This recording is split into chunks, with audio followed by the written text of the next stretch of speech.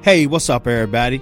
Welcome to the Conversations with Cogee show. I'm tired, everybody. I'm just getting off the road. Been on the road rolling all night to get back here for this show. The Conversations with Cogee show. I've been falsely accused. We definitely got a great show going on today. I'm really on fire about the guest that we got in today. This is a very, like I said, always a heartfelt show. But, you know, we got guests in the studio today. We got guests over the phone. We got attorneys coming in. We got a big show today. I got my man, Jeffrey Deskovic, who's with me right now. Mr. Jeffrey, how you doing today, sir? I'm great, except that I'm fighting not to let the water roll down, man, from that really touching and inspirational opening just then. Yeah, man. You know, we improving it, man. Every show, we taking it higher and higher, man. You know, me, you, and Jay, we got some big plans, you know, coming up for this show, man. And, you know, I've been definitely working on them. And you got to help me out today, Jeffrey. I'm a little tired. But you know, man, how I come off that road, going to do what I need to do, man, to get back here to do these shows. I could put them off, but I feel like, no, I don't want to put them off because our exonerees, they done been put off long enough. Can you explain that, Jeffrey, what I meant by what I said a minute ago? They've been put off long enough and why we do this. The average length of wrongful incarceration, Cogee, is 13 and a half years, and often it's much longer than that.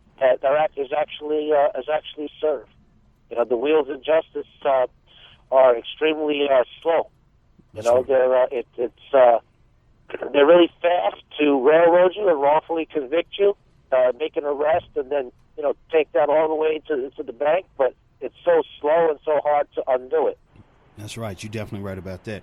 Jeffrey, I want to ask you a question. Even this is what I've been thinking about. Well, I ain't had nothing to do but think driving back home on that long drive. But I was thinking when I was driving in, even when I see some exonerees, they done had attorneys and they done had evidence. Why is it so hard to still rise up and not go through all that time in jail when all the evidence is sitting right there in black and white? I believe, Cogee, what's happened, what happens is that the judiciary, the judges, they're not objectively reviewing things, you know, as a neutral arbiter, as a maintainer of justice. I believe that they come to see themselves as an extension of law enforcement whose job it is to protect the public by preserving convictions no matter what. And the problem with that is that innocent people get scooped up in that net. So often the struggle is whether or not you can even get an objective hearing on the evidence that you have. Right. You know what? But the thing about that, Jeffrey, even with that much evidence, seemed like it goes back to what I said the other day when we had the I've been falsely accused show. If judges, attorneys, juries, if they can come back and just say, hey, we made a mistake, you know, we sorry, you know, we was only trying to do our job, but I mean, you know, I'm sorry that it happened. How much can our community have love again for the justice system? Just saying, hey, we made a mistake, you know, we so glad he's out now that he's free, you know, please forgive us and let's move on to the next case. We was only trying to do our job to protect the city. Oh, I think that the system can go a long way towards restoring public confidence in it if it was willing to correct its errors as soon as possible, rather than try to look the other way or cover up or worry about what type of scrutiny is going to happen afterwards. I think that they would be heroic but you know, especially, you know, if it was someone who was exonerated as a result of proactive investigation or a second look, even on their own. I mean, if you're a prosecutor, if you're a police officer, you know if something wasn't just quite right about what you did. So if you go back and take a second look and you might find some new stuff and then you bring it to light, I think you'd be a hero. I think that you would restore faith from the community. That's right. You're definitely right about that. And then on top of that, Jeffrey, I mean, even though they don't give people a kickback for how long they done had them in jail, what they done sent them through, destroyed their lives and everything, they come out with nothing. But yet sometimes if you go in with lack of education. In jail, you wasn't able to get education, or you didn't get an education. Then when you come out, the world done moved so fast. Like sometimes, when people go to jail, they went in, it was a rotary phone. Now they get out, you got iPhones that not only are iPhones, but they record, they do all kind of stuff right now in one phone. I mean, how hard is that? What don't people understand about our exonerees getting back out into, the community? Building off your point, what people don't understand is that when you're out here in society, the technological changes happen more gradual. But if you're away 5 years, 10 years, 15, 20, the change is dramatic. Cogee, I remember when I was at a luncheon that the Innocence Project threw for me the day I got out, and there was a reporter who wanted to talk to me who was not able to make the press conference, and so he had called my lawyer and he wanted to speak to me over the phone. As prepped for the story he was going to write. And so my lawyer handed me his cell phone to speak to him, and I looked at the phone and I asked my lawyer, where are the holes in the phone to talk into? Oh, wow. When I was on the street, Coach, not only did they not have cell phones, but they were just now starting to have cordless phones with just an antenna where you could go a certain amount of feet. So the world, the technology being so far advanced, because it's like you're in a time capsule while you are while you're in prison. Like you stand still while the rest of the world moves forward, and lack of understanding even how to do the basics. I was with William Lopez earlier today. We've had on the show a number of times, and he had shared with me the difference, and even in the subways. He said, we didn't have Metro cards, you had tokens before. So when you can't do even the most simple, basic things, add that to the damage to family ties, you feel like you're on another planet. You're like, this is not your world. Like, you don't belong out here. That's right. I felt that way. Right. You're definitely right about that. But, the thing about it is the reason why we do this show, Jeffrey, is because we do it out of love, and we do it for these exonerees. And I'm truly a believer of our exonerees, especially the ones, like I said, that's got all the proof in black and white why I shouldn't be in here. I wasn't even in town. I was out of town, and y'all still keep me in jail knowing I wasn't even in the city. I mean, Jeffrey, with these shows, me and you done heard it all. I'm pretty sure it ain't nothing you ain't done heard. You know what I'm saying? But that's the truth. But why is it very important? And I want you to tell the public, yes, we know why me and you do it, but why is it very important for people to link up with us and help us fight in numbers other than us just fighting in small numbers when you never know what the next day holds for you and your family? Because we can't do it alone. That's number one. Number two, like you just alluded to. God forbid. I could get hit by a truck tomorrow. Something could happen to you, but we can't have it all dependent on us because, right. At some point, God's going to call us back, man. That's right. And we need people to continue the struggle. This don't end to me until this system is made as active as it can possibly be, and then some. That's right. You're definitely right about that. And, another thing that we're trying to do, Jeffrey, that was a great point that you just said. You hit it on the nose. But one more thing before we take our break and we get ready for Mr. Lamonte Armstrong. I just want to say, Jeffrey, one thing we are trying to do, we need to come together and, me and you going to be working on it. We need to get some kind of kickback for our exonerees and help them get back into life without being handicapped, without feeling like less of men, without making them feel like, oh, my God, I got to go live on somebody for a while. I'm just a burden. This person's probably already been helping me the whole time in jail and with attorneys, and they really don't got nothing. So now I'm going to get out and really take the last of what they got just to try to take care of both of us right now until I get on my feet. So how important is that, Jeffrey, what we got to do to make sure our exonerees do have some money, I have something where they can stand strong like men and women that God made them to be and not beggars and borrowers? That's so important, just the dignity and the self-respect and Cogee, when the world's caving in on you financially, that adds to all the psychological trauma of the event. So it's very important to, have help waiting for exonerees. And I'll tell you one thing I want us to push for. It's great that there's well-intentioned, passionate people, that are out there working on this. This is really a governmental responsibility, and we need to push the state and the federal government. It's a shame. There are states, Cogee, where there's no compensation at all. None at all. And some other states where their idea of compensation is $5,000 or $25,000 or a college university. Oh, wow. That's crazy, man. So, basically it's almost like they let you out of the jail, but they keep they hold on to the key, though. They hold on to the key. They don't throw it away. They hold on to the key because they know you will be revolving right back into it. If you can't get out and you can't get your life straight, a man gonna do what he got to do. Some men, right or wrong.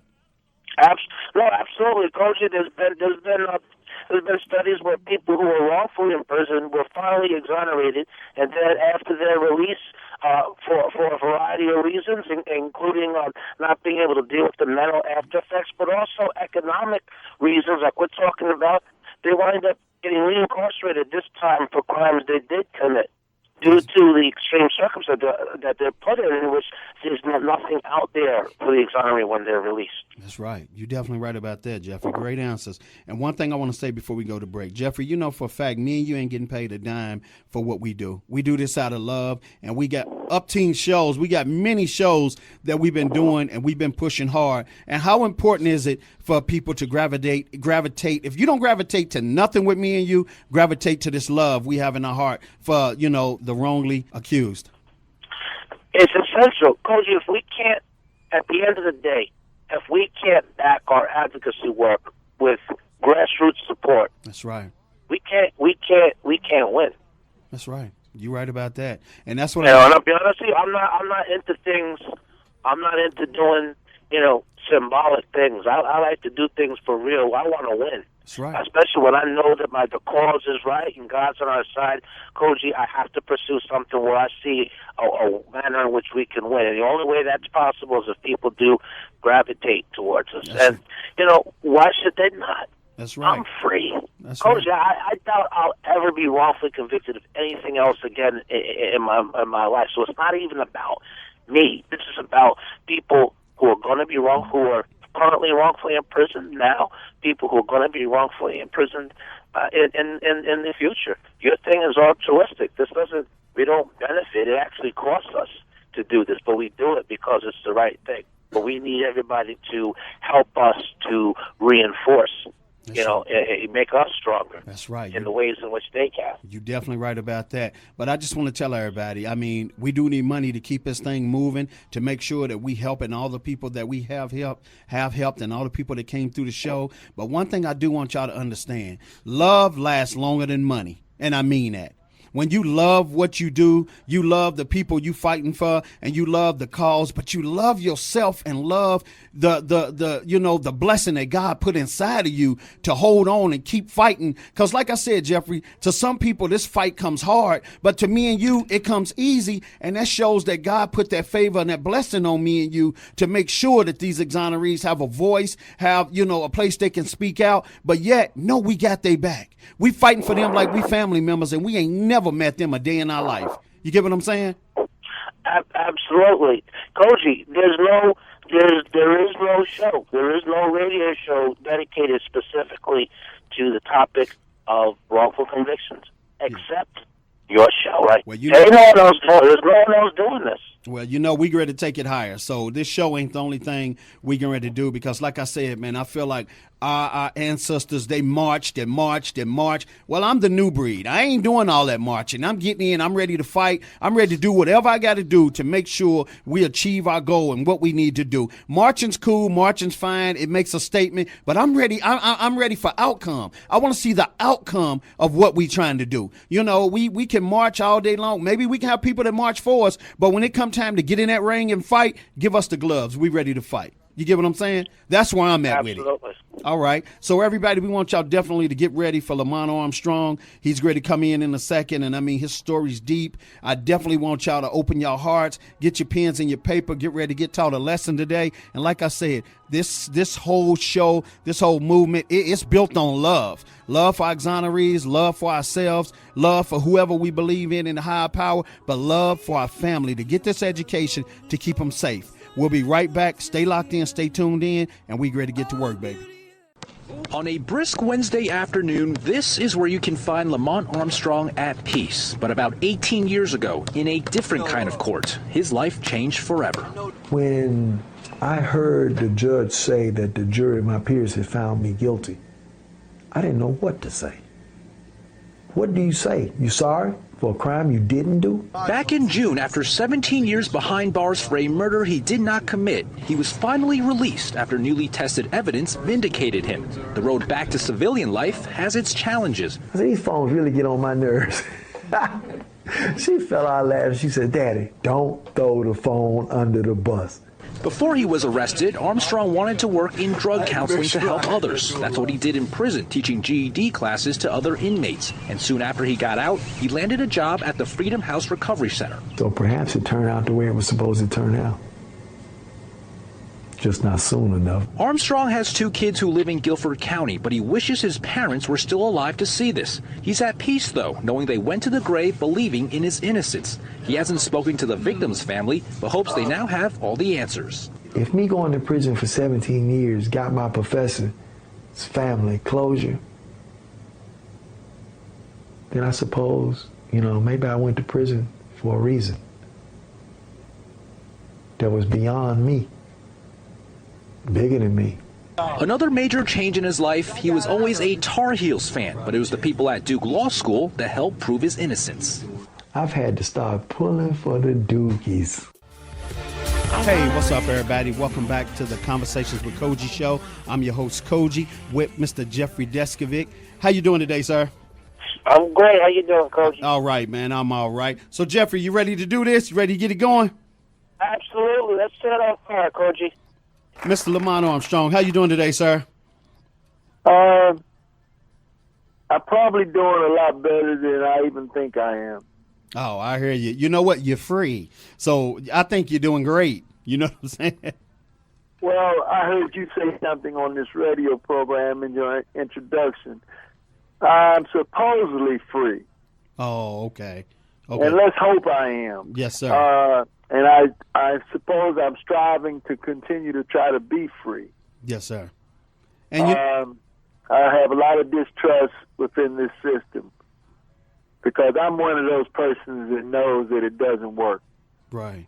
And it's just that simple. The system does not work. It's broke. Yes, sir. You're definitely right about that. And you know what? But that's why we do this show. But I want to ask you, in my opening, when me and Jeffrey was speaking, what did we say that you feel like we hit it right on the nose?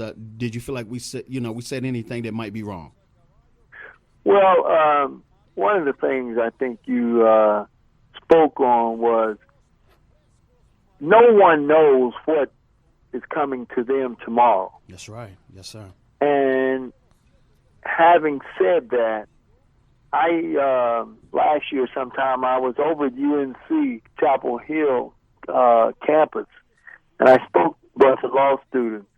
And one of the things I challenged them about was, at any given time, you could be standing right here where I'm standing, and could be falsely accused, falsely convicted, falsely imprisoned. Right. I said, because the fact was, I'm that neighborhood kid that used to dribble a basketball up and down the street and wear the neighbors to death because I used to do it so early. But I'm just your normal neighborhood kid who was a basketball player. Simple as that. Who ended up being falsely accused and put away forever. And it could happen to any and everybody. You never know when your card is coming up. Yes, sir. You're definitely right about that. And, like I said, that's why, we definitely do this show. And like I said, me and Jeffrey, see, we're not paid to say the things that we say. We're not paid to do the things that we do. Right now, we're doing it out of love. We're doing it, you know what I'm saying, just out of the goodness of knowing that our exonerees need help. They really need help. And that's what means a lot to us. And I just want to say, you could have been anywhere else today, but you're here with us, and I do appreciate you, sir. Well, thank you. Thank you. So, Jeffrey, I want you to introduce yourself and say hello to Mr. Armstrong. Hey, Lamont. My name is Jeff Deskovic. I'm an exoneree like you. I did 16 years in prison in New York. I was arrested when I was 16. I turned 17 by the time I lost the trial, and I did 16 years prior to being proven innocent through DNA testing 7 years ago. And now I have a foundation that fights wrongful convictions. And I'm engaged in this. That's fantastic. That is absolutely fantastic. Yeah, definitely. So I want to do this, Mr. Armstrong. I want to go in and say, right now, who are some of the angels in your life, and who were some of we're gonna start out with a thank you. Who were some of the angels in your life in prison, and who are the angels right now in your life being out of prison? Well, first of all, I guess I would have to say, and I said this many times in the courthouse when the judge let the media loose, I'm going to put it like that, in the courtroom. The 9 lawyers that I have, that I had that day, that I have still today, from Duke Law School, the Innocence Wrongful Convictions Clinic at Duke University, those are the people that I consider the 9 angels that God sent to take me out of prison. And they were led by Professor Teresa Newman. And then came Professor Jim Coleman, Sechin Bansal, Mike Harswick, who also had a lady named Jamie that was working along with him, who ended up getting married. Oh, okay. So now they are Mr. and Mrs. Mike Harswick.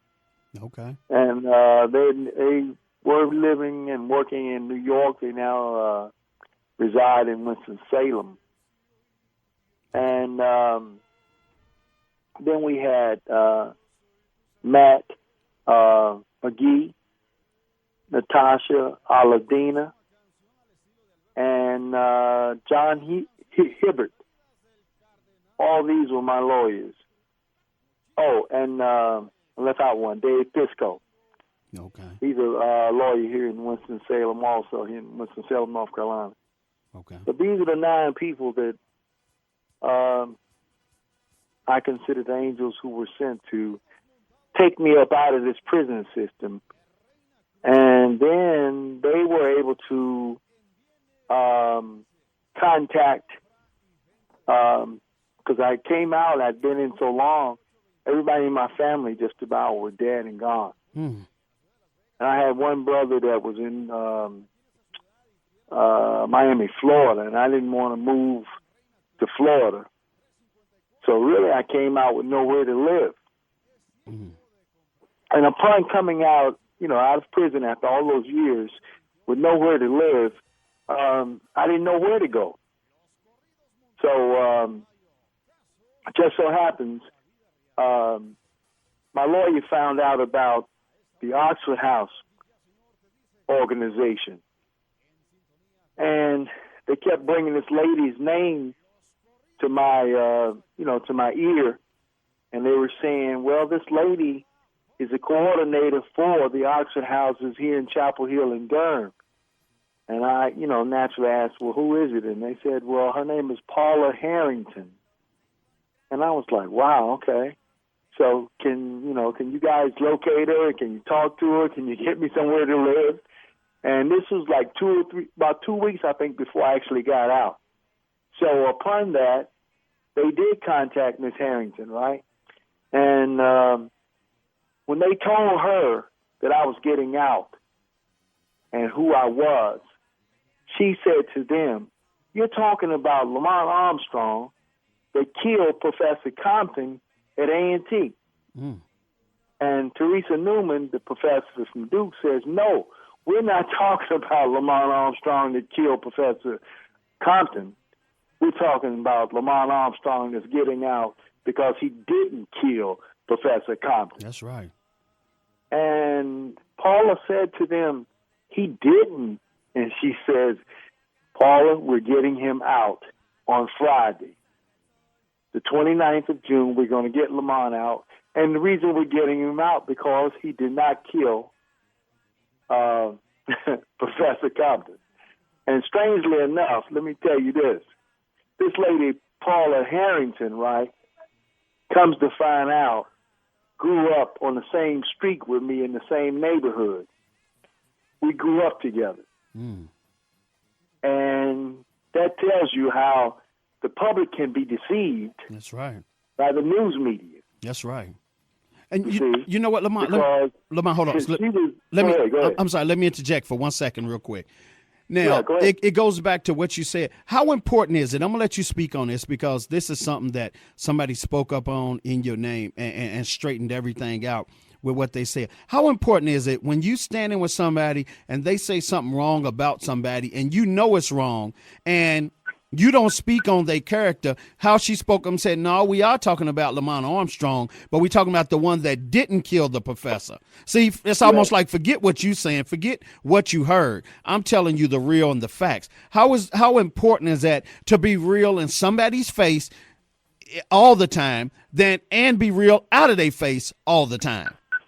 That was so important, because just to listen, and I've heard not only Professor Newman tell me what Miss Harrington's response was, but I've heard it from her. And she told me, well, yeah, this is what I said, Lamont, but gee whiz, this is what we all thought. Right. And it's because we were tricked, for lack of a better term, by the news media. They had everybody thinking that you killed the professor. And I'm sitting there listening to her talk and looking at her, and I'm saying, wow, ain't this something? This is how they sold the public on thinking it's all right for us to lock this boy up. That's right. And throw away the key. It's good to go. We can do this. And that's, virtually that's what they did. Right. But you know what? Okay, let me ask you this too also, Mr. Armstrong. How important is it for our law students to stay on their game and keep changing the laws, far as finding the facts that help get a lot of people out? But we also, need our youth of today to start trying to be judges, trying to be attorneys, not just to take care of black people, but to take care of innocent people. You get what I'm saying? People, exactly. It doesn't matter what color. That's right. If a man is innocent and they say Lady Justice is supposed to be blind. That's right. Well, if she is, I know she turns over every time one of us is proven innocent, right, and allowed to walk out of the prison. Yes, sir. Because once again, our system has failed us. Once again, they have failed us. Last year down here in Charlotte, North Carolina, they had this innocence conference, right? Uh-huh. And my man said he got out from New York. Well, Barry Sheck and all those people were down there with the innocence conference, and he spoke and this, that, and the other. But I stood on the stand or the stage with 104 exonerees, and that was powerful. Not to mention, I think the figure is something like, it's over 1,000. I want to say it's 1,089 as of last year. So I'm sure the numbers are up this year. Right. But that many people have been exonerated since about 1989. And Cogee, that's all good. Yes, sir. Like you said, we're only taking some of the icing off the cake. That's right. The fact is, okay, if we got that many out since '89, how many have we missed? Yes, sir. You're right about that. And then the part that hurts, that most of the public probably can't see, is this: how many were killed that we missed? Yeah. How many were on death row That's that right. we never got to? That's right. That's scary. That left this world with that stamped on them and their family's Thank name, their you. last name, Thank and you. everything. Wow. Yes, Thank sir. you. You're right about that. Now, let me do this real quick, Mr. Armstrong. I want to go to Jeffrey ahead. real quick. Jeffrey, I want you to ask Mr. Armstrong 3 questions. But if both of y'all can move fast, Jeffrey, when you ask the question, Mr. Armstrong, if you can move fast and answer it, we can get a lot done in this hour because we got a lot to ask you, and your story is very important to us. Go ahead, Jeffrey. What was the most difficult aspect of being in prison while innocent, as contrasted with how people did time for crimes they were guilty of? Well, first of all, even though we're in there, we still have to be an inmate, and you pretty much still have to be stay in place, stay in your lane, as they say. Mm-hmm. And that's something that I had to adhere to, whether I liked it or not. Right. You know, I had to realize that to get to the bathroom, I had to ask, could I go to the bathroom? Mm. You know, at one camp I was at, myself and another guy were going to dinner, and we were both walking side by side. I was told to get behind this guy. You have to walk in single file. You can't walk abreast. You know, so I still had to be an inmate who is supposedly guilty because the court put you here. Whether or not you know all the time you were innocent. Right. And that was awesome, man. To have to go through this every day. Right. Wow. That's right. Go ahead, Jeffrey. This wrongful convictions impact more than just the person wrongfully in prison. It also affects their family and friends. Discuss a little bit, how did your wrongful conviction impact upon your family, both immediate and extended?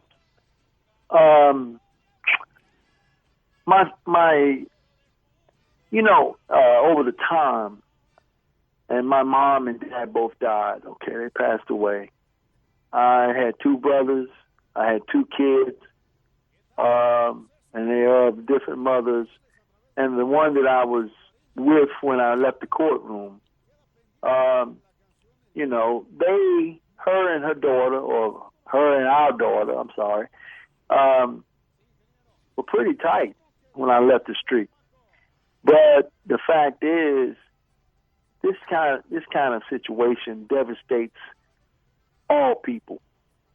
Anybody that's involved will totally be devastated. One thing the system does, it seems like it tears down the family system. It breaks it down. Yes, it does. Separates, and this is what has happened. My daughter and I were very tight before I left the street. And I left on the 18th of August of 1995, which was one day past her birthday, which she had just turned 7 years old. Well, today we are nowhere near where we should have been, considering where we were when I left. In other words, our relationship has totally been strained. And that's kind of, it hurts. Right. All right, lastly, discuss whether there's still like a stigma around you. Are there people are there segments of society that you're aware of that may have doubts in their mind as to whether you really are innocent or whether you got out on a technicality, or is there any type of stigma in the sense that people maybe acknowledge you're innocent but then also are leery of you because you spent the 17 years in prison? Is there still like a taint on you as perceived by other people as a result of what happened to you? You know what, guys? Absolutely. And strangely enough, since 2010, I knew I was getting out of prison. Duke told me then, February of 2010, I think it was the 4th or 5th of February of 2010, we're going to get you out, Lamont. Don't worry about it. But we can't tell you when. But anyway, they lived up to their word. Okay, shortly after that, a couple nights later, I actually sit there in my little 5x8 cell, and I began to think, you know, I wonder how many people will believe that I'm innocent. Or better still, I wonder how many won't believe. And the fact has come to the top that there are people who still are haters or who are disbelievers. That's right. And they don't believe really that I'm innocent because they treat me that way. You know, I get treated just like the other inmate who got out of prison because he done all his time. You see? Right. And even though in my state here in North Carolina, just recently was I totally pardoned, and I have a document that says a pardon of innocence. So the number one citizen of North Carolina, the governor, says that I'm innocent. But there are still people who do not believe that I'm innocent because of the way they treat me. Right. You know, I got a job 10, 12 days, I think it was, after stepping out of prison. Mm-hmm. And you guys talked about it when you introduced me and this, that, and the other. But I sometimes wonder if these people believe that I'm innocent. Right. Because there's no room for me to elevate or to be given a different shift or to be treated different. So you basically I'm still at the bottom of the totem pole. And I'm still being treated like I'm an inmate. You basically just got a job. You just got something with a title. That's exactly right. Exactly. Right. Wow. You know, and I'm a former basketball and football coach and a school teacher. Okay. Wow. But you know, that means nothing because you just did 17 years in prison. That's right. And I was asked to be able to. Can you show your transcript? Can you get your college to send that? Yeah, no problem. We got that done. Right. Then I was asked to, well, how about all this working that you did as a substance abuse counselor in prison? Would anybody sign off on those hours? I got that done. And I'm also, right now, as we speak, I'm in school. I'm doing an assignment. As soon as I get off the phone with you guys, I'm finishing up an assignment that's due tonight at 12 o'clock. And I'm trying to get certified as a substance abuse counselor. Yes, sir. But does that really matter? Not by some people's standards. Right. Because like you said, half of them feel like you just an inmate. You just finished your time, even though you innocent. Yeah. But, okay, you done your time and you out. But, you know, you that exoneree, it don't mean nothing. But see, that's why we do that show, Mr. Armstrong, me and Jeffrey, because being an exoneree is saying, I got put away for something I didn't even do. I deserved the chance that I had before I got this stamped on me, and where my life was going. You know, I would have had a life right now. At my age, I would have had probably a wonderful life. I'd have been ready to retire right now. But exactly. But unfortunately, you probably gonna be working until God calls us back home. You get what I'm saying? You're exactly right. Yes, sir. Let me now, Mr. Armstrong, I want to ask you a question. One more question. I want to ask you something real quick. How do you feel about hearing you got, sentenced by a jury of your peers? How do you, when you hear a jury of your peers, where does that take you to mentally and in your gut and in your soul? What happens when you hear a jury of your peers sentenced you to all that time?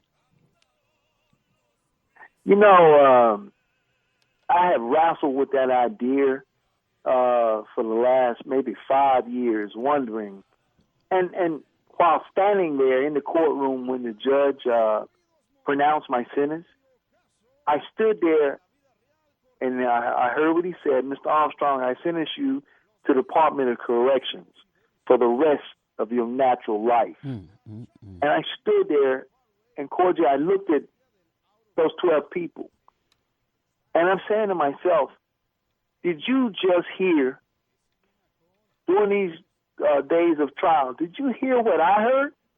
Right. You couldn't have. You could not have heard what I heard. But at the same time, they did. Now today, right?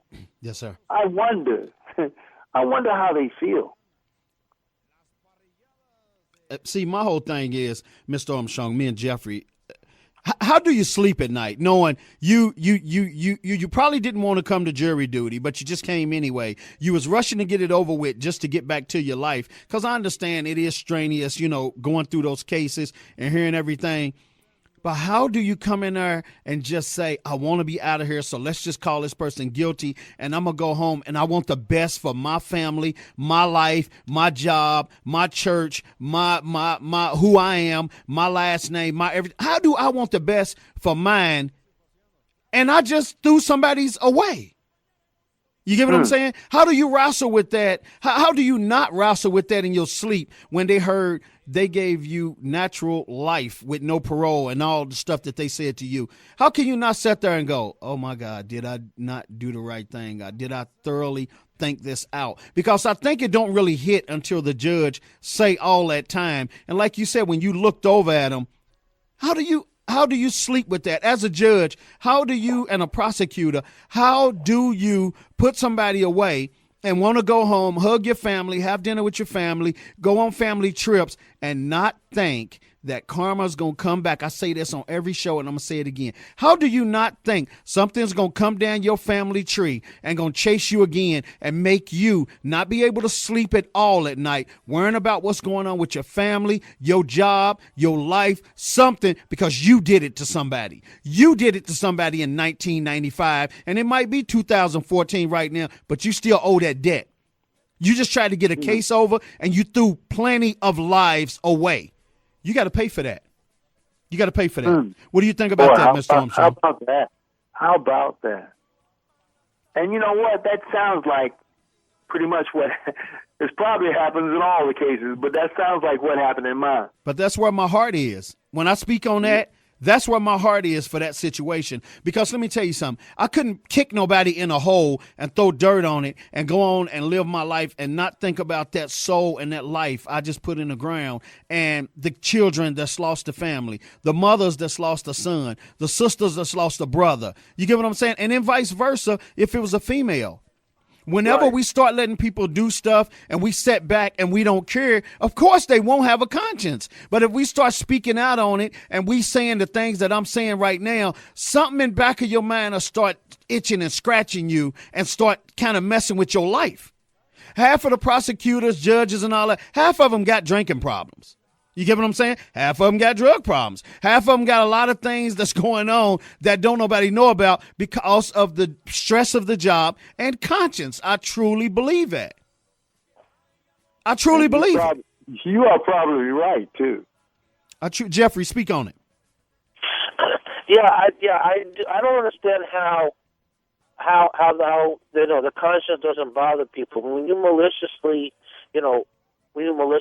wrongfully convict somebody, as a prosecutor, you withheld evidence of innocence, or you got a law degree, so you know that the way in which this identification, was done wasn't done right. It was suggestive. What this confession is, some conditions under which it happened. It's coerced. It's too apt to produce untruth. That the person up on the stand got a benefit in exchange for testimony, but you allow him to lie about that benefit, and then you don't correct that, and then you're a judge, and you sway the trial because you're not making fair rulings. And I don't see how people can sleep at night. I mean, I couldn't, Cogee.